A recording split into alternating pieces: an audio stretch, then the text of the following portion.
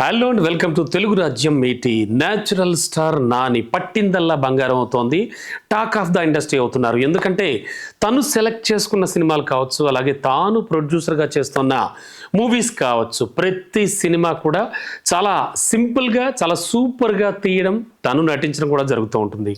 ఈ కోవలోనే ఇటీవల court movie వచ్చి కూడా సూపర్ డూపర్ హిట్ అయింది. Now it's time for hit 3. Yes, Nani హీరోగా చేయడమే కాదు, ఈ సినిమాని నిర్మిస్తున్నారు కూడా తన వాల్ పోస్టర్ బ్యానర్పై. అండ్ ఈ మూవీకి సంబంధించి కర్త కర్మ క్రియ నానిని దగ్గరుండి మరి చాలా కేర్ఫుల్గా చూసుకుంటున్న మూవీ ఇది. అసలు చిన్నగా మొదలు పెడితే, అంటే ఓ పోస్టర్ డిజైన్ దగ్గర నుంచి మొదలు పెడితే ప్రతి చిన్న విషయాన్ని కూడా తానే దగ్గరుండి మరి చాలా చాలా కేర్ఫుల్గా చూసుకుంటున్నారు. ప్రేక్షకులకు ఏం కావాలో అది ఇద్దామనే తాపత్రయంతో. అందువల్లే ఈ సినిమా నాని రెమ్యునరేషన్ పక్కన పెడితే చాలా చాలా రీజనబుల్ బడ్జెట్లోనే పూర్తయిపోయిందని చెప్పచ్చు.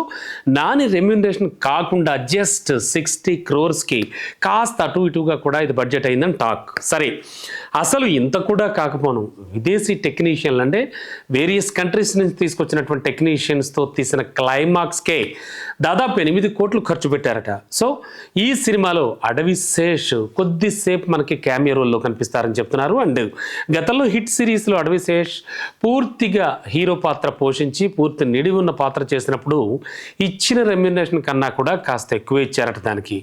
ఇదిలా ఉంటే ఈ సినిమాను జస్ట్ ఓటీటీ వాళ్ళు కొనుక్కున్నది ఎంతో తెలుసా? 54 కోట్ల కొనుక్కున్నారు. అండ్ ఆడియో రైట్స్ వచ్చి 6 crores వచ్చాయి.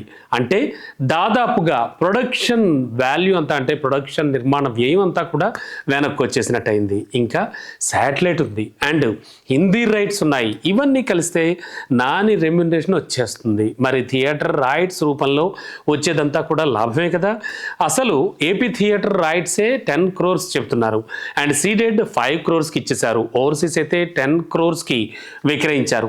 నైజాం కూడా 10 కోట్ల రేంజ్లో ఉంటుంది. దాదాపుగా థియేటర్ మీద 35 crores. అంటే హిట్ 3 మూవీకి నానికి రెమ్యునరేషన్ వచ్చేగా మిగిలే లాభమే 35 crores మేరకు అనమాట. ఇదంతా కేవలం నాని వల్లే జరుగుతుందని చెప్పడంలో అతిశయోక్తి ఏం లేదు కదా. అంతేకాదు, ఒకవేళ హిట్ టాక్ వచ్చింది అంటే నెక్స్ట్ లెవెల్లో ఉంటుంది.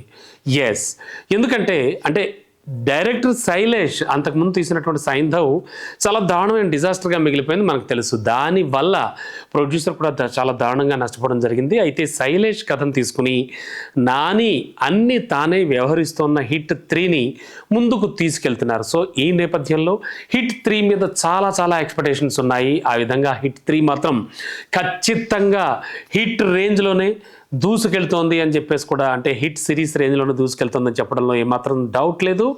అండ్ వన్ మోర్ థింగ్ ఏంటంటే, ఖచ్చితంగా ఆల్రెడీ వచ్చిన టీజర్ కానీ ట్రైలర్ కానీ ఒక అంచనాల్ని చాలా ఒక రేంజ్లో పెంచేశాయి. మరి ఈ నేపథ్యంలో అన్నీ తానై ఉండి నడిపించుకుంటూ ఉన్న నాని తెలివితేటలతో నాని ప్రొడక్షన్ హౌస్లో వస్తున్నటువంటి ఈ మూవీ ఖచ్చితంగా న్యాచురల్ స్టార్కి మరో సూపర్ హిట్ ఇస్తుందన్నలో డౌట్ లేదు. దానికి నిదర్శనమే ఆల్రెడీ ఇప్పుడు చేసినటువంటి బిజినెస్. మొత్తానికి ఈ బిజినెస్ మాత్రం కళ్ళు చెదిరే లెక్కలు చెబుతూ ఉన్నారు టాలీవుడ్ పండితులు. చూద్దాం ఎలా ఉండబోతోంది ఈ మూవీ.